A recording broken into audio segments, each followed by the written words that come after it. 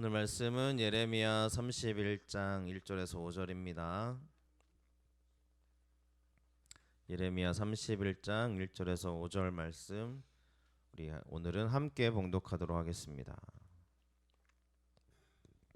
우리 함께 봉독합니다. 여호와의 말씀이니라. 그때 내가 이스라엘 모든 종족의 하나님이 되고 그들은 내 백성이 되리라. 여호와께서 이같이 말씀하시니라. 칼에서 벗어난 백성이 광야에서 은혜를 입었나니 곧 내가 이스라엘로 안식을 얻게 하러 갈 때에라. 옛적에 여호와께서 나에게 나타나사 내가 영원한 사랑으로 너를 사랑하기에 인자함으로 너를 이끌었다 하였노라. 처녀 이스라엘아, 내가 다시 너를 세우리니 내가 세움을 입을 것이요 내가 다시 소고를 들고 즐거워하는 자들과 함께 춤추며 나오리라. 내가 다시 사마리아 산들에 포도나무를 심되 심는 자가 그 열매를 따기 시작하리라. 아멘. 오늘 말씀 광야에서 은혜를 입었나니 라는 제목으로 함께 은혜 나누겠습니다. 서로 인사하겠습니다. 참 잘 오셨습니다. 참 잘 오셨습니다. 참 잘 오셨습니다. 아멘.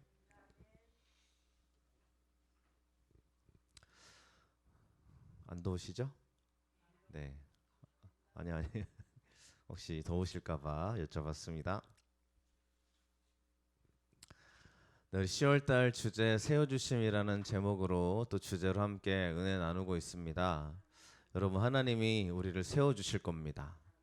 반드시 우리를 주의 은혜로 높여 주실 줄로 믿습니다.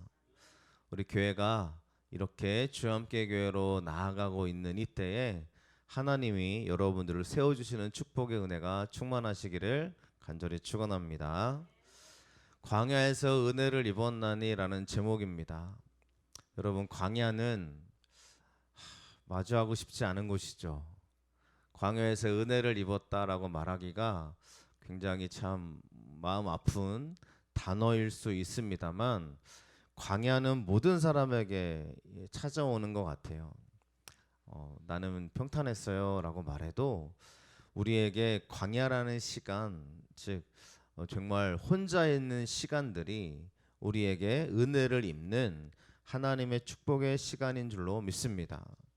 그러면 왜 하나님은 광야를 주시느냐라는 거죠. 여러분, 우리의 삶 속에 광야가 있다면 우리가 어떻게 이 광야에 서 있는지를 꼭 보셨으면 좋겠습니다. 오늘 말씀 이렇게 이야기해요. 예레미야 말씀은 이제 이스라엘이 멸망하기 전에 예레미야를 통해서 하나님이 계속 말씀하시는 거예요. 너의 제사가 하나님께 기쁨이 되지 않는다. 너희들이 하나님을 제대로 섬기고 있지 않다. 하나님께 돌아와야 되는데 돌아오고 있지 않다. 그러니까 너희들이 하나님을 제대로 믿어야지 믿지 않았기 때문에 너희들이 멸망을 입을 거다. 성전이 무너질 거다라는 이야기를 예레미야를 통해 계속해서 말씀해주고 있는 그런 말씀입니다. 하지만 예레미야를 잘 읽어보시면 멸망으로 끝나는 성경이 아니에요. 오히려 하나님이 그래도 너희들을 세워줄 거야 라는 하나님의 말씀이 선포되고 있는 예레미야서라는 걸 알게 됩니다. 오늘 말씀해 보니까 이 31장까지 왔다면 이미 예레미야는 계속 멸망을 선포하고 있는 중이었어요. 그러니까 31장까지 쓰여질 때 보면 예레미야가 이제 멸망을 선포하는 게 아니라 이미 사람들에게 멸망을 이야기했어요. 그러면서 말씀하는 거예요. 하지만 하나님은 우리를 세워주실 거야 라고 말씀하고 있습니다. 하나님이 자신에게 이렇게 말씀했다는 거예요. 칼에서 벗어난 백성이 이렇게 이야기합니다. 광야에서 은혜를 입는 사람들이 누구냐면 칼에서 벗어난 백성이라고 얘기합니다. 칼에서 벗어난 게 뭐냐면요, 에스겔 선지자의 말씀에 의하면 칼을 이렇게 이야기합니다. 같이 9절 말씀을 읽어보겠습니다. 인자야, 너는 예언하여 여호와의 말씀을 이같이 말하라. 칼이여 칼이여 날카롭고도 빛나도다. 아멘. 칼이 뭡니까? 하나님 말씀을 의미한다고 볼 수 있습니다. 하나님 말씀이 칼, 그 말씀의 검이라고 이야기하는데 그곳에서 벗어난 살아난 백성들이 광야에서 은혜를 입었다라고 이야기하고 있어요. 자, 이때까지 선포된 말씀이 뭐였어요? 예레미야를 통해서 하신 말씀은 너희들이 멸망할 거야 라고 얘기했습니다. 왜냐하면 하나님을 버렸기 때문이라고 얘기했어요. 그러면 칼에서 살아남은 백성은 누구겠습니까? 하나님 말씀이 멸망할 거라고 얘기했는데 멸망을 벗어났어요. 누구겠어요? 말씀을 붙잡는 사람들이겠죠. 하나님 말씀을 붙잡고 말씀으로 살아낸 사람들이 어디로 가냐면 광야에서 은혜를 입었나니 이렇게 이야기하고 있더라는 거예요. 여러분, 우리는 하나님 말씀을 붙잡고 그 말씀을 의지하고 있는 우리가 되시기를 축원합니다. 그럴 때 하나님이 다 멸망할 거라고 해도요, 살아남는 사람들이 있더라는 거예요.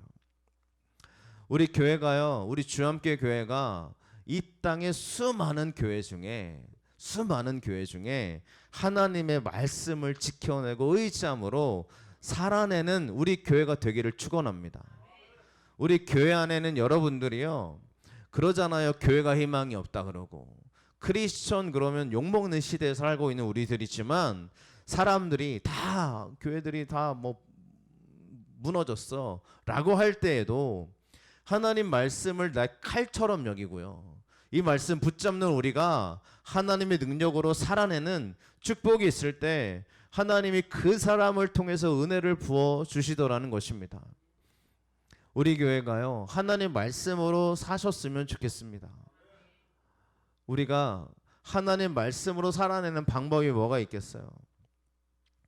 지금 우리 아이들이 성경 필사를 열심히 하고 있는데 지금 우리 지방에서 지방이 아니라 남부 연해에서 성경 필사 대회라고 해서 마가복음을 이렇게 했으면 좋겠다라는 얘기가 있었어요. 그래서 이제 하실래요? 11월 30일까지 제출하면 되는데요. 마가복음이 16장이지만 쓰시다 보면 만만치 않다라는 걸 아실 거예요. 16장이니까 짧네 하시면요, 한 장당 뭐 50절 뭐 60절씩 있는 장들이거든요. 그 장을 써서 이제 제출을 하면 이제 성경필사 한 걸 이제 전시를 하려나 봐요. 그래서 우리 아이들이 성경필사 하니까 할래? 그랬더니 지금 저희 첫째 아이는 하고 있어요. 마가복음을 좀 쓰고 있는 중이에요. 참여하실 분들은 너무 안 늦었죠? 한 달 남았으니까 11월 29일에 제출을 하면 되고, 보니까 30일이라고 돼 있더라고요. 그래서 다 쓰시면 저한테 내시면 제가 이렇게 낼 겁니다.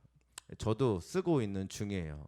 이제 4장 쓰고 있는데 여러분들에게요, 하나님의 말씀을 쓰고 묵상하는 게 우리가 얼마나 이게 기쁨이 되고 하나님의 은혜가 되는지 모릅니다. 물론 쓸 때 보시면 우리가 딴 생각할 때도 있어요. 하지만 제가 이 말씀을 왜 드리느냐, 우리가 진짜 하나님 말씀으로 살기를 원한다면 이 성경을 가까이 해야 될 줄로 믿습니다.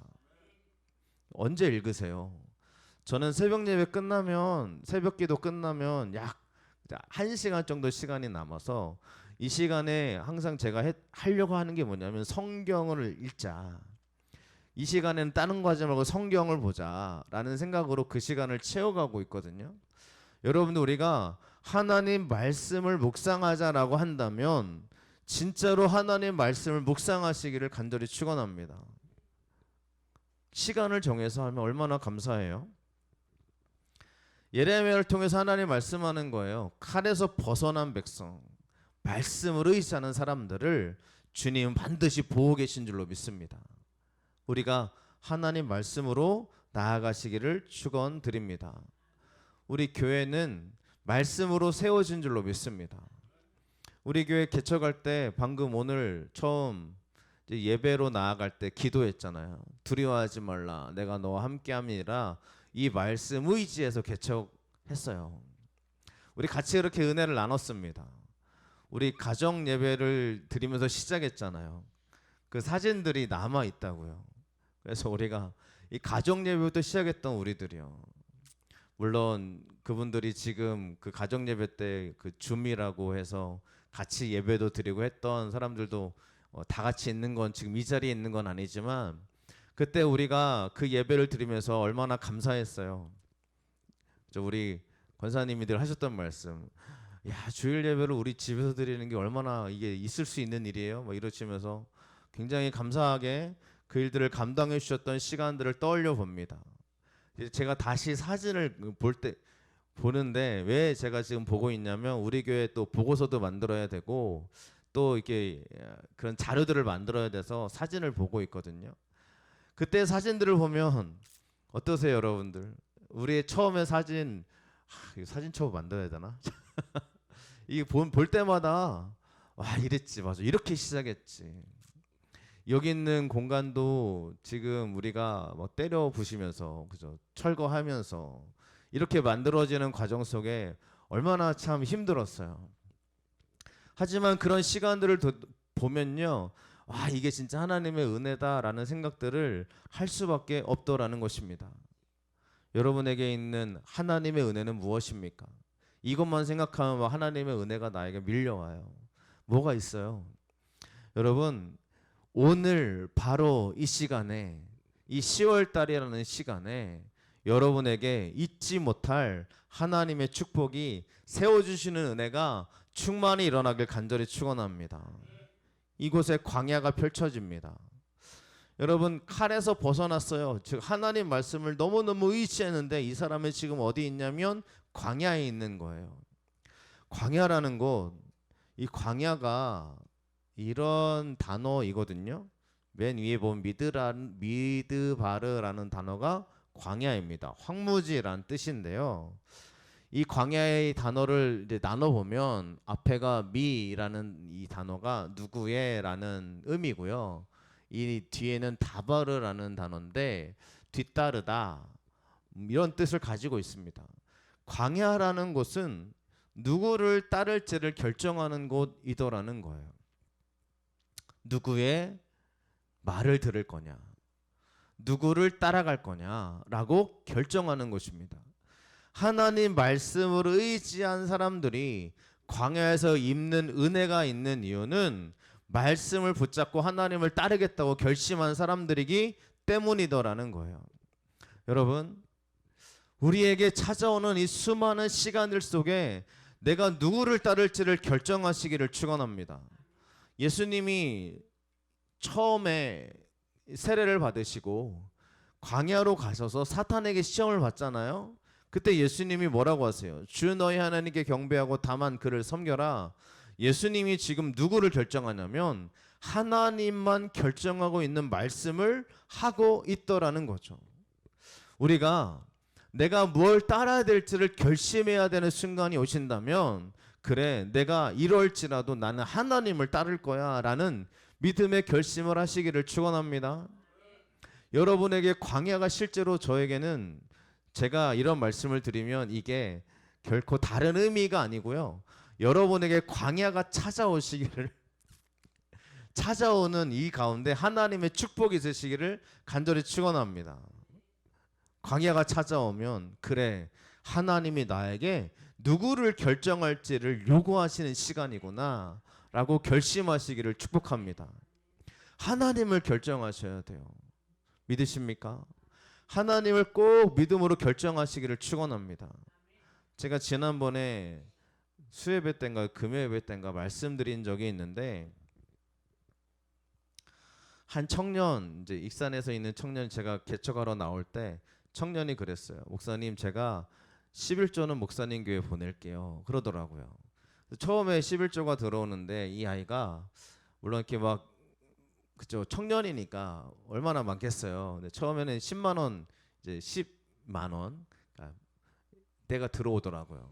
그래서 이 아이가 계속 헌금을 보내요. 매달마다 자기 10만 원대 헌금을 보내요. 그래서 아 이렇게 열심히 일하고 있구나라고 하면서 같이 기도해 줬습니다. 근데 조금 있으니까 11조가 20만 원대로 올라가요. 어떻게 좀 그 전화를 했어요. 뭐냐 그랬더니 제가요 진급을 해가지고 이렇게 됐어요라고 하더라고요. 그래서 그 아이가 계속 보내주더라고요. 감사했죠. 1년, 2년을 보내는데 아이가 또 20만 원대 또 30만 원대로 올라가는 거예요. 전화를 했어요. 야, 너 진짜 축복이다. 너무 감사하다 그랬더니 그 아이가 감사하죠 그랬는데 그 다음에 정직원으로 올라가야 되는데 못 올라가가지고 이제 직업을 이제 다른 걸로 옮겨야 되는 시점이 찾아왔어요. 저한테 전화했어요. 목사님 기도해 주세요. 내가 그랬어요. 야, 너 하나님이 결코 너를 가볍게 여기지 않으실 거야. 자, 우리 물론 저희 입장에서는 너무 감사하지만 하나님이 너에게 반드시 좋은 길을 열어주실 거야라고 기도를 시작했고 요즘 취업하기가 좀 어렵잖아요. 근데 정말 몇 달 만에 다시 취업을 하면서 또 11조를 보내오는 거예요.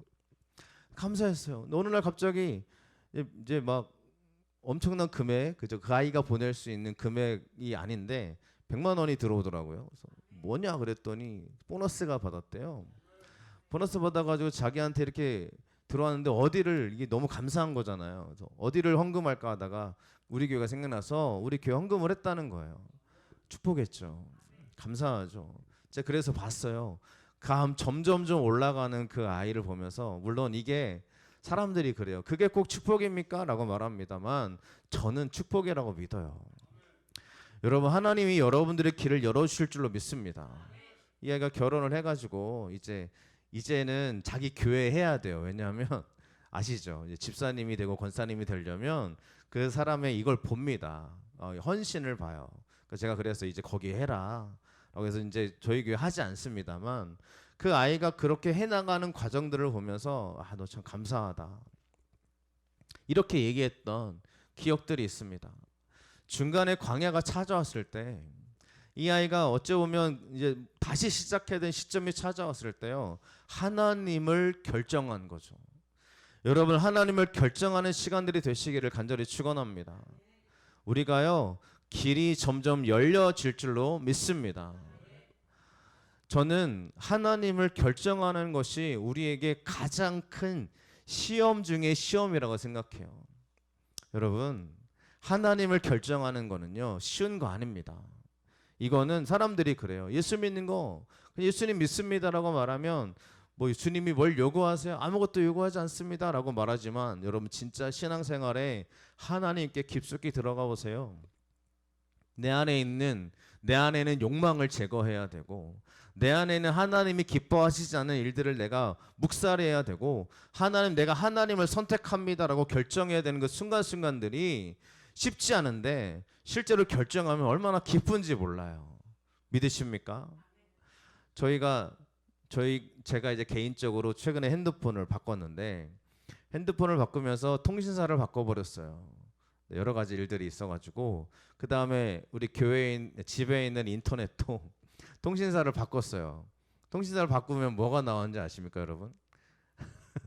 바꾸면요, 바꾼 거에 대해서 또 지원금이 나와요. 몇십만 원이 나와요. 이거 11조 해야 돼, 안 해야 돼요?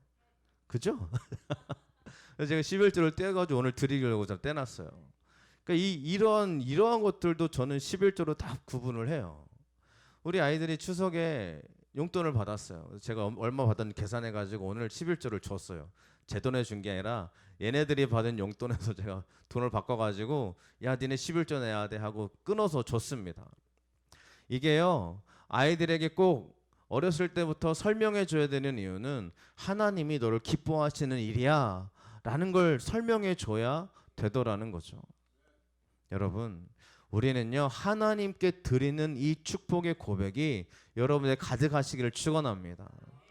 우리 청년들도 11조를 종종 합니다. 제가 보면서 기뻐요. 감사해요. 그 11조를 보면서 이 아이가 열심히 일했을 텐데 이걸 하는구나 라는 생각들 속에 여러분 하나님께 드리면 주님이 반드시 여러분들에게 돌이켜 주실 걸 믿으십니까? 그렇기 때문에 그곳에 하나님을 선택하는 게요 다만 주 너의 하나님을 경배해라. 이것이 우리에게 축복이 되시기를 간절히 축원합니다. 광야하면 우리가 가장 먼저 떠오르는 게 뭐냐면요 이 출애굽기에 나오는 광야에 대한 이야기입니다. 시편의 말씀에 보면 광야에서 지냈던 것 같이 너희 마음을 완악하게 하지 말아라 라고 얘기했어요. 여러분 완악하게 하다라는 게 무슨 뜻이냐면 하나님의 인도를 거부하다라는 단어를 사용합니다. 광야에서 우리 마음이 완악해지는 게 뭐냐면요, 하나님의 인도하심을 나는 거부해 라고 말하는 게 완악한 마음이더라는 거예요. 대표적인 사람이 바로 애굽의 바로왕입니다. 바로왕은 하나님이 그의 마음을 완악하게 했다고 그랬어요. 하나님의 인도하심을 거부해요. 그래서 어디까지 쫓아가요? 홍해까지 쫓아가서 다 멸망하잖아요.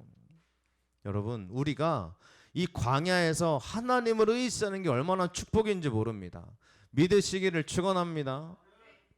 저에게 광야는 저 천변인 것 같아요. 이 광야에서 찬양하는 기분이 너무 들어요. 이게 2년 동안 했잖아요. 2년 동안 했으면 사람들이 와, 찬양하는구나, 한 번쯤은 되돌아봐 줄 만도 한데 2년 동안 저 자리에 나가서 찬양해도 사람들은 다 똑같습니다. 그냥 지나가요. 근데 지난주에 찬양하는 시간이 얼마나 기뻤는지 몰라요. 저 시간이 너무 기쁘더라고요. 지난주에 우리 2주년 감사 예배 드렸잖아요. 한희 사모님이 한인 찬양 사역자가 찬양을 했잖아요. 저는 깜짝 놀랐어요.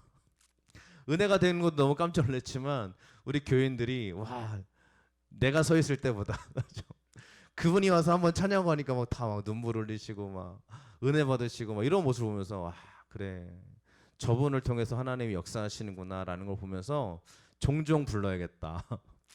그래서 우리가 감당할 수 있을 만큼 그분들이 오는 걸 기뻐해야겠다라고 생각하면서 제가 또 찬양 사역자를 알아보기 시작했잖아요.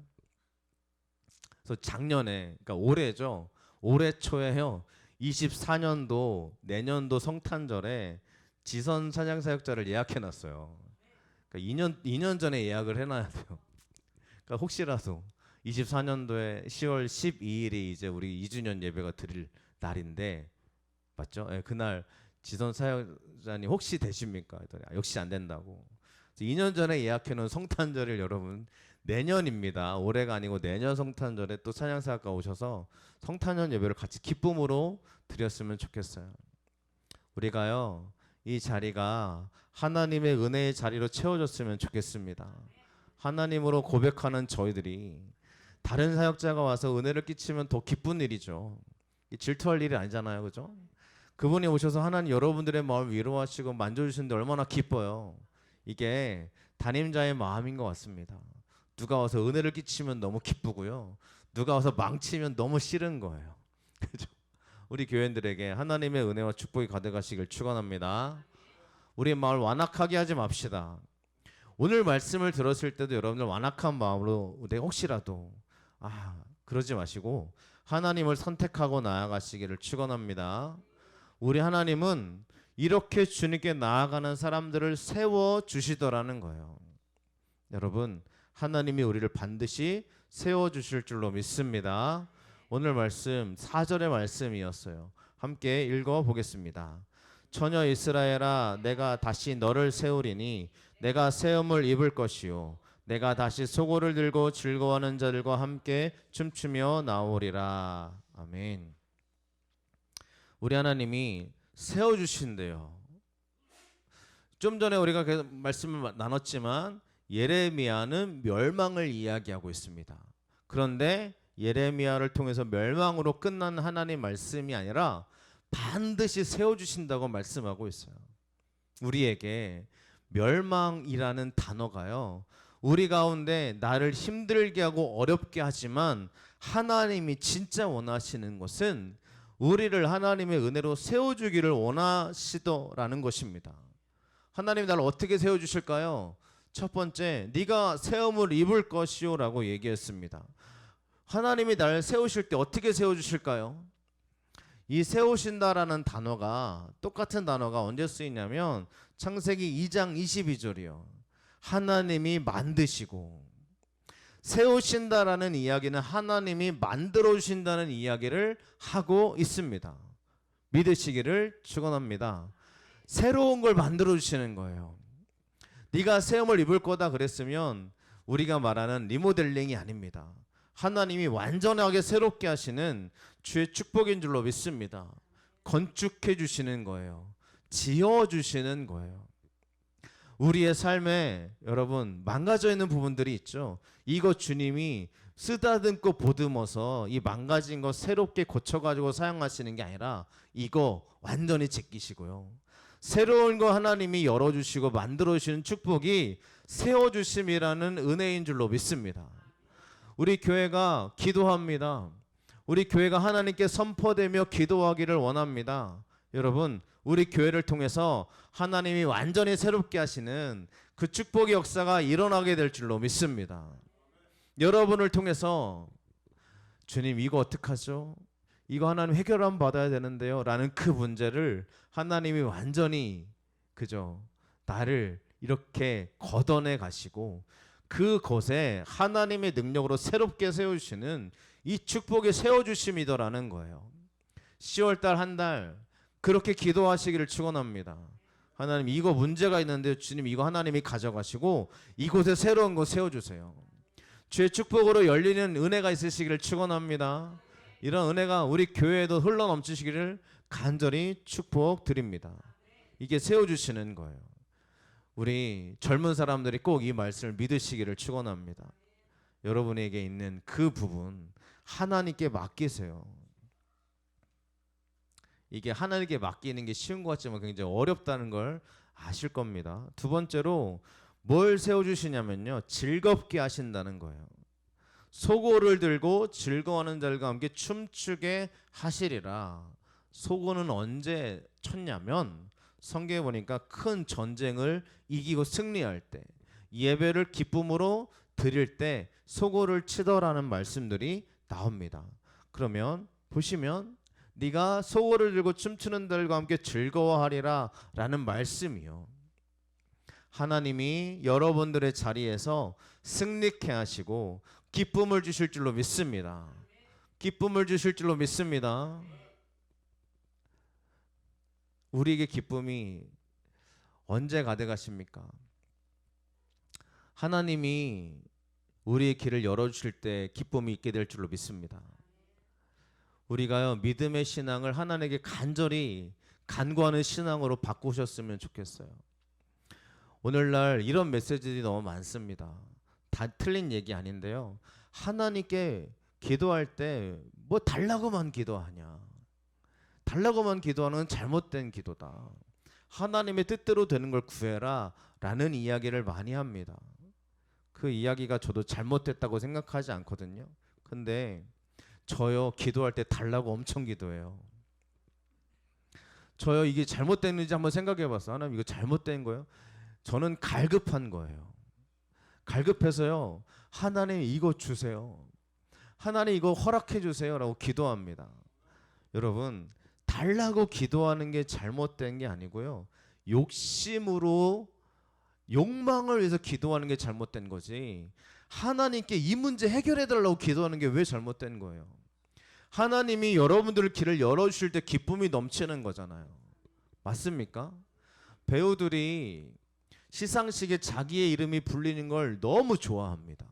그리고 불려가면 어떻게 돼요? 막 펑펑 울어요. 내가 이 자리에 서 있을 줄 몰랐다. 수십 년 연기를 해왔지만 이 자리는 정말 기쁨이다라고 얘기합니다. 여러분, 기도하시기를 축원합니다. 여러분에게 기쁨의 자리를 세워주는 하나님의 축복이 있을 줄로 믿습니다. 왜 이걸 우리가 부끄러워해야 돼요? 우리 교회를 통해서 하나님이 기쁨의 자리에 우리 교회가 세워지는 게 왜 이게 부끄러움이에요? 이게 기쁨인 거잖아요. 은혜인 거잖아요. 여러분에게 소득의 축복이 많아지는 게 왜 부끄러운 거예요?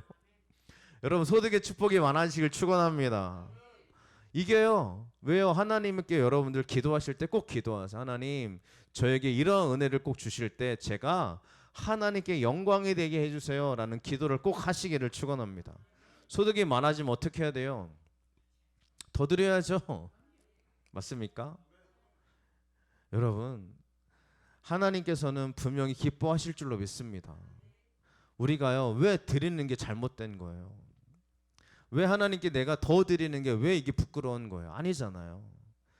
우리가 나를 위해서 투자하는 것처럼 하나님을 위해서 투자하는 것은 하나님이 여러분들을 반드시 승리와 기쁨으로 채워주실 줄로 믿습니다. 지난주에 찬양하러 나갔을 때요, 사람들이 그렇게 사진을 찍으세요. 그러니까 2년 동안 찬양하다 보니까 그런 일들을 이제 막 물론 한 번이겠지만 그걸 보면서요 제가 얼마나 속으로 여러분 이게 아세요? 기쁨인 거 아세요, 여러분? 제 마음은요 막 사람들이 막 나 동영상을 찍고 가고 뭐 사진을 찍을 때 제 마음은 아 하나님을 찬양해야죠, 하나님 찬양합니다라고 오히려 더 눈 감고 찬양하지만 그 모습을 볼 때 제 마음이 기뻐요. 마음은 기쁜 거 어쩔 수 없는 것 같아요. 사람들이 와 찍어가는구나, 와 담아가는구나, 하나님 찬양하는 게 결코 헛된 일이 아니구나라는 걸 기쁨으로 느끼고, 지난주에 누군가 널 위해라는 널 위해서 누군가 기도하네라는 찬양을 같이 가서 했는데 지나가는 한 노부부가 이제 남편은 외국인이신데 부인이신지는 모르겠어요. 어쨌든 나이가 많으신 분이 한참을 거기 서가지고 영상을 찍으시면 같이 찬양하시는 모습을 보는데 그 모습이 기쁨이에요. 너무 감사해요. 또 지나가는 어떤 사람 그 좋은 사진기 있잖아요. 사진기 엄청 큰 사진기 제 앞에 여기 와가지고 바로 앞에서 사진을 찍고 가는데 부담스럽지만 기쁨이더라고요. 여러분 하나님은 우리에게 이런 기쁨을 주실 줄로 믿습니다. 제가 지난주 찬양하면서 굉장히 많이 울었어요. 울음을 참아가면서 기도했어요.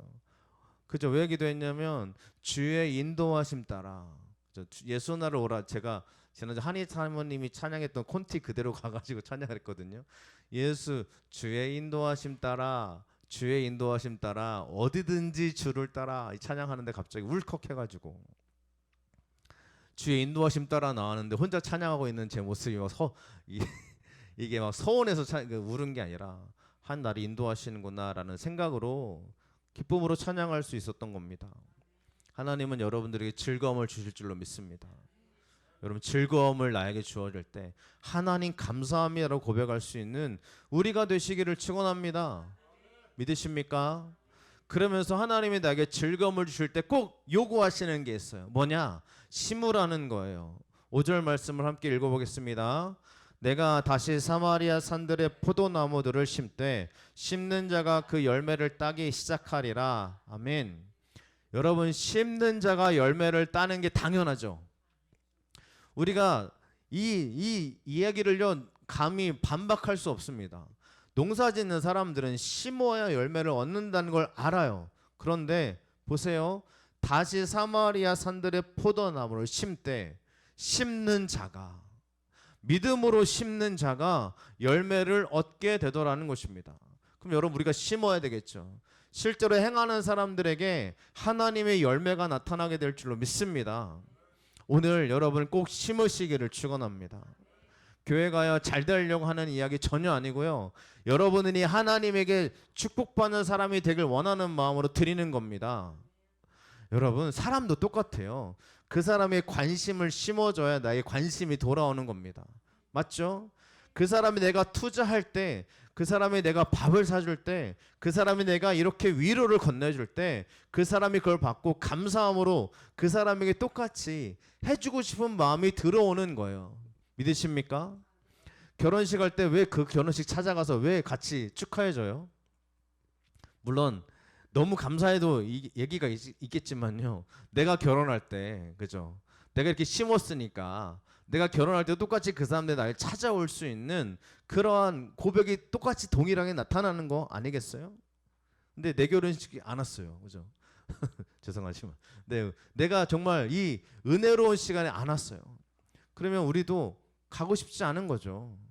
우리 교회가 설립 예배를 드릴 때 와 같이 막 이렇게 2년 전에 설립 예배 드릴 때 막 광고도 했습니다. 네, 이 설립 예배에 같이 안 왔어요. 물론 헌금을 보내줄 수 있지만 안 왔어요. 그러면 마음에 서운함이 있는 게 어쩔 수 없는 것 같아요. 그죠? 인간의 마음이 그렇잖아요. 하나님 마음에서도요. 하나님께 심는 자들을 주님이 반드시 그 열매를 따게 하나님이 열어주실 줄로 믿습니다. 열매를 따다라는 단어가요. 할랄이라는 단어를 써요. 여러 가지 뜻이 있는데요. 첫 번째는 명백해지다, 빛나다라는 뜻을 가지고 있습니다. 두 번째는요. 더럽히다.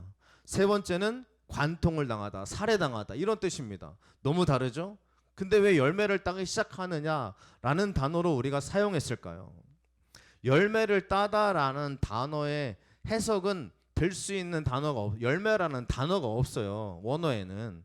근데 우리나라 사람들이 번역을 할 때 심는 자가, 물론 우리나라 사람들이 영어 성경 가지고 번역했겠지만 심는 자가 열매를 따기 시작한다라는 단어, 심다라는 단어는 명확하게 있거든요. 그러니까 심었더니 명백해지더라라는 의미가 되는 거죠. 심으면 열매가 나는 게 명백하니까요. 그런데 다른 의미요. 더럽히다, 살해되다라는 단어가 왜 쓰여지냐라고 성경을 보니까요. 하나님 말씀대로 살지 않는 사람들이요. 하나님 말씀을 의지하지 않는 사람들에게는 이 단어가 이렇게 더럽혀지다라는 단어로 바뀌어 해석하더라는 거예요.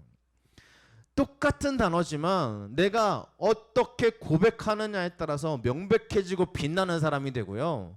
똑같은 단어인데 내가 심지 않는 사람들, 하나님의 말씀대로 나아가지 않는 사람들에게는 이런 의미가 되더라는 거예요. 여러분, 하나님의 말씀이 여러분들이 축복의 단어가 되시기를 축원합니다. 뭘 심으시겠어요? 믿음을 심으시고 은혜를 심으시고 하나님의 축복을 심는 저 여러분 되시길 간절히 축원합니다. 아시안 게임에 있었던 일인데 동영상을 보여드릴 수는 없고 사진으로 이렇게 잠깐 보여드립니다. 한번 재밌어요. 영상을 한번 찾아보시면 그 탁구 동메달 시상식이라고 유튜브에서 검색하시면 나오는데 우리나라 사람들이 동메달을 땄어요. 보신 적 있죠? 굉장히 유명한 짤이거든요. 근데 옆에 있는 이 남자 선수가요, 장우진이라는 선수가 옆에 있는 전지희라는 여자 선수가 메달을 걸었는데 메달이 제대로 이렇게 옷이 구겨져 있는 거죠. 옷을 펴주는 이런 행동을 취해요. 그랬더니 중국 관중들이 환호성을 막 질러요. 와 하고 환호성을 질러요. 너무 스윗하다고. 그러니까 이 멀쭈면은 표정을 짓고 있는 거거든요. 근데 옆에 있는 신유빈과 이 다른 선수가요. 시상식 하려고 올라오면서 이 보라트를 날립니다. 그랬더니 사람 또 관중들이 막 와 해요. 막 너무너무 좋아해요. 여기서 끝나는 게 아니라 아까 봤죠. 이 옆에 있는 선수가 온 매무새를 다듬어 줬을 때 환호하니까 이 두 번째 올라온 똑같은 동메달 거는 선수가요. 옆에 있는 신주빈 선수를 똑같이 이렇게 온 매무새를 만져주는 거예요. 그랬더니 막 옆에 또 중국인 관중들이 막 환호를 해요. 너무 재밌다고. 해설진도 너무 재밌다고 막 얘기를 해요. 제가 이걸 보면서 와 진짜 재밌다라는 생각을 하면서 어떤 생각을 했냐면 이게 그냥 나오는 행동이 아닐 거다. 서로 그죠. 서로 서먹서먹한데 이런 행동이 나오겠어요? 이게요 서로 정말 서로 아껴주는 마음, 내 동료라는 마음이요. 이 사람을 내가 정말 아껴주는 마음이 있으니까 이렇게 행동으로 나오는 거 아니겠어요? 맞습니까? 이게 서로 정말 싫어하는데 나오는 행동이 아닐 거예요. 이런 행동이 왜 나오느냐라고 생각해 보면 제가 이런 생각이 들더라고요. 서로에게 이렇게 관심을 심었구나. 내가 심을 때 자연스럽게 행동이 나오는 것처럼 여러분 하나님께 나의 행동을 자연스럽게 올려드릴 때 하나님이 우리에게 감동으로 축복으로 우리에게 베풀어 주실 줄로 믿습니다. 오늘 이 말씀의 은혜가 여러분들이 가득하시길 간절히 축원합니다. 네, 광야에서 은혜가 넘치나니 라는 그러한 여러분들의 제목이었는데 오늘 말씀을 통하여서 다시 한번 주의 은혜로 축복만 받는 우리가 되시기를 축원합니다. 우리 찬양하겠습니다.